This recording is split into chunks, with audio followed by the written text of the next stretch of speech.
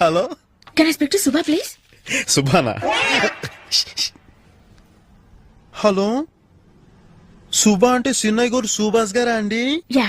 ఆ ఆడంగులు కామడి దూరంలో ఉండే సిన్నయ్య గారి కోసం ఆడపిల్ల ఫోన్ చేయటమా?